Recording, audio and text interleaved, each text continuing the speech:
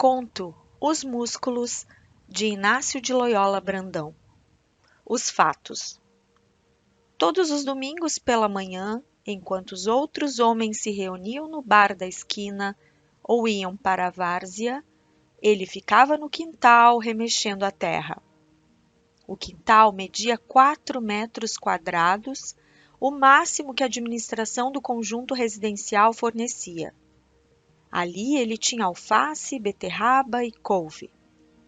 Naquela manhã, ao passar o rastelo, sentiu alguma coisa prendendo os dentes da ferramenta. Forçou, era resistente. Abaixou-se e notou fios prateados que saíam da terra. Era arame novo. Quando tinha revirado a terra para adubar, tinha cavado fundo sem encontrar nada.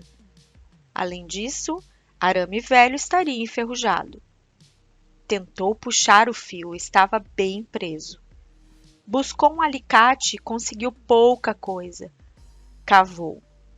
O arame penetrava na terra alguns metros. Cavou mais. Como é que tinham feito uma coisa dessas da noite para o dia? Preocupado com a horta, parou a pesquisa.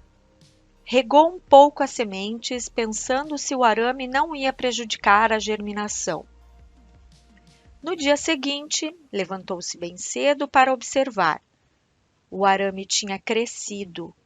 Nos 3 canteiros havia brotos de 10 centímetros de altura. Um araminho espigado, vivo, forte. Teria sido um pacote errado de sementes? Não, era loucura. Semente de arame? À noite, o arame parecia estacionado. Também no dia seguinte.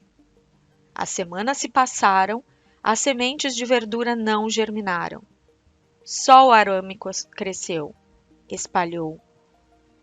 Havia brotos pelo quintal inteiro. A mulher reclamava, não podia estender roupas no varal, os arames espetavam.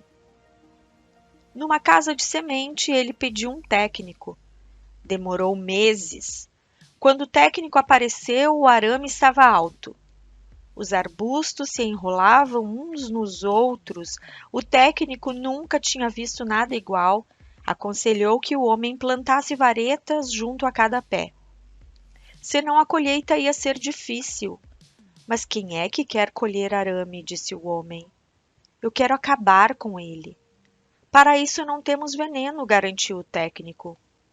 Podemos matar saúvas, broca, pulgão, 1000 tipos de larvas, mas arame, não. Disse ele, anotando numa caderneta preta. Arame, não. O senhor vai ter que colher. E eu gostaria de saber como foi a safra. O arame se enrolou nas varetas e no fim de 2 meses o homem pôde colher rolos e rolos de um tipo especial de aço inoxidável.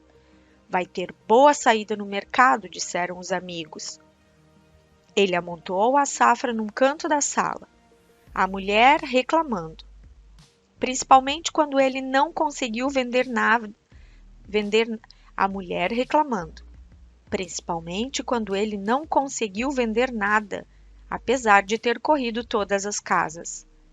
1 mês depois, o arame crescia outra vez no quintal. Veio outra safra, amontoada na sala. A mulher ameaçava: jogo tudo isso fora. Não jogou. As safras se amontoaram. O arame era fértil, produzia mensalmente. A casa se encheu. Na casa pequena, 50 metros quadrados, o máximo permitido, não havia lugar para estoque. O homem passou a distribuir pelo bairro à tarde, quando largava o serviço. Estendeu a distribuição a toda a cidade de porta em porta. Ofereceu pelos jornais. Fazendeiros mandavam buscar. Centenas de caminhões congestionaram a rua. O bairro não suportava. Fazia abaixo-assinados. As prefeituras aceitaram para cercar os municípios. O governo do estado também. E o governo federal consumiu a safra de meses, até que chegou o dia em que o país estava bem cercado. cerca de 18 fios impenetráveis. As casas vendedoras de arame reclamaram, abriram processos. Em seguida vieram os fiscais da prefeitura, com notas e notificações. E os impostos disto e daquilo. O Ministério da Fazenda falando em saturação do mercado, exportação, baixa no preço mundial. No quintal, o arame crescia, se enrolava. Os lixeiros se recusavam a levar os rolos, não havia onde colocar.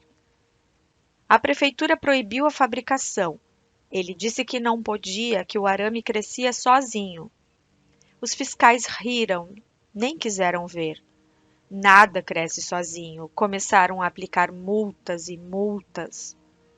Multas por fabricação ilegal, por falta de registros, por venda sem nota. As casas no ramo, as boas, ganharam nos tribunais. Ele fazia concorrência desleal. Devia pagar indenizações, notificações para cessar a produção. O preço do arame caiu a zero no mercado. O homem saía à noite, sozinho, para jogar arame pelos terrenos baldios, nos bairros mais distantes. A mulher nem queria saber, queria o quintal de volta. O homem parou de colher o arame. Ele cresceu, se enroscou todo, caiu para o lado do vizinho, cresceu por todo lado, pegando os muros e paredes das outras casas. Os vizinhos reclamaram. O arame estragava as paredes, era preciso intervenção da polícia. Ele cortou o arame, chamou benzedeiras. 2 semanas depois, o arame crescia viçoso.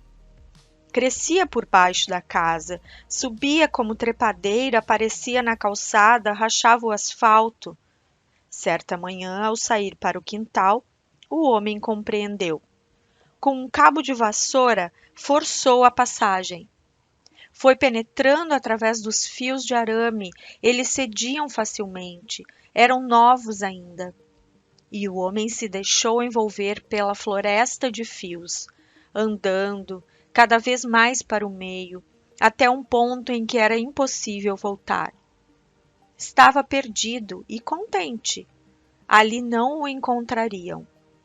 Os outros teriam medo de penetrar naquela floresta, onde à tarde o calor era sufocante, mas a noite era fresca e agradável. Também não morreria de fome. Logo no primeiro dia, descobriu pequenos insetos prateados de aspecto não repulsivo. Verificou também que os brotos novos de arame eram macios e delgados. Descobriu que, no centro daquela floresta, havia um tipo de arame grosso e que, ao pé deles, haviam bulbos de água. Percebeu que durante o dia o sol penetrando pela densa vegetação de fios inoxidável produzia reflexos, desenhos. O vento, agitando os arames, roçando uns nos outros, produzia sons.